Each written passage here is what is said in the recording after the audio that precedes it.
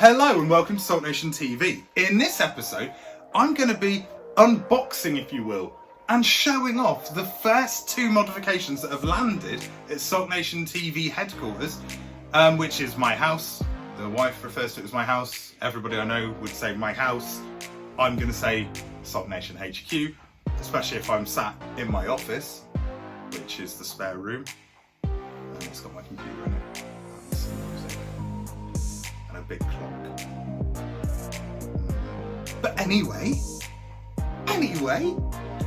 what are these two mods? Well, they have landed.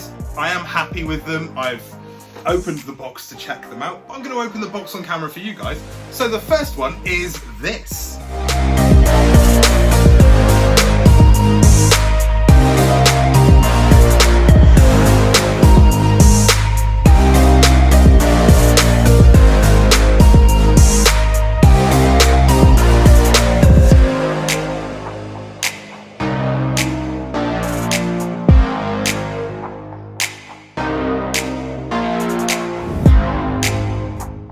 Yep, that's right, it's the iBack Pro Kit. It's a kit of lowering springs for the 7th generation Honda Accord. There has been a little bit of debate through my research as well as communication of how low it's going to drop the Honda Accord Type S that I own.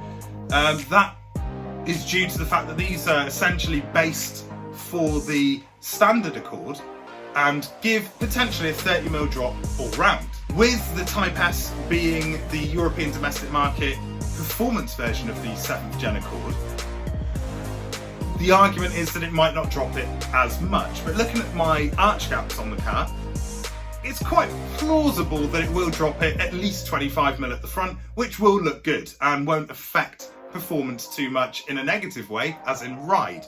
It should dial down some more of the actual sort of handling of the car, which I'm really looking forward to, because for the size of the car, it handles really well on the stock suspension.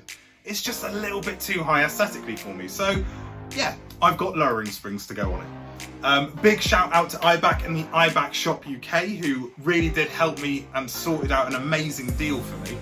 Superb communication, and I'm very grateful to iBack for the deal I got. So thank you guys, link's going to be in the description. So lowering the car, that's something I've wanted to do since purchasing it, and I've now got the tools to do it with. I can't do it myself though, because I don't have a garage, I've just got a driveway and it's raining, and I don't have anything in the way of being able to compress the springs, so I will need some help. I mean, are there people that can do that? They're a YouTube channel, also based in the southwest, that could help me out. Is there a channel? Quite possibly could be. Is it CCD? Could be. That could be an anagram for the name of the channel. They seem like top blokes. Second mod. Right. Now this is purely aesthetic. Is it something I've ever done before? No, I've never done this second mod, this purely aesthetic mod, on any car I've ever owned. But the size of the Accord, I think it's just going to add to the car's look. I'm getting the windows tinted soon, so it's all going to look, it's just going to tie in with that basically. And it is this.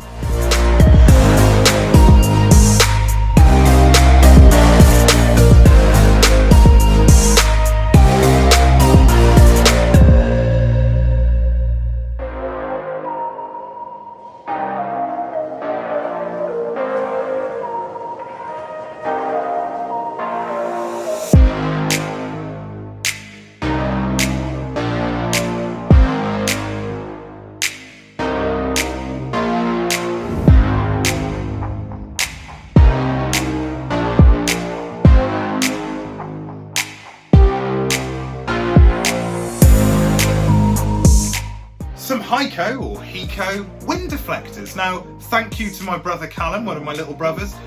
He bought them as a belated birthday present and waited for me to get the Accord before buying them, and they came through recently. I'm looking forward to sticking them on the car, although I might find it a little bit of a palaver trying to get it done, because, and yes, I did just say palaver, because I think you need a little bit more finesse when sticking stuff on a car.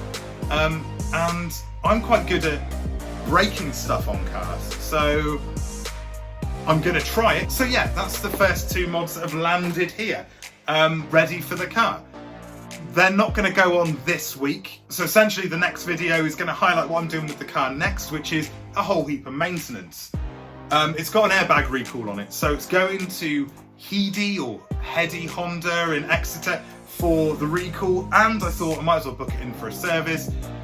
All of the services for the car so far have been done at main Honda dealerships, every stamp, which is quite good. I mean, the expensive way to do it, but still, it looks good to a potential buyer down the line, although I have no intention of selling this car in any way at the moment, or ever, because I'm really enjoying it. But, yeah, it's going in for a service. It's got an airbag recall. I'm getting them to look at the play in the steering shaft, steering rack, steering column, the steering rack, let's stick to that, because there is play in the steering rack.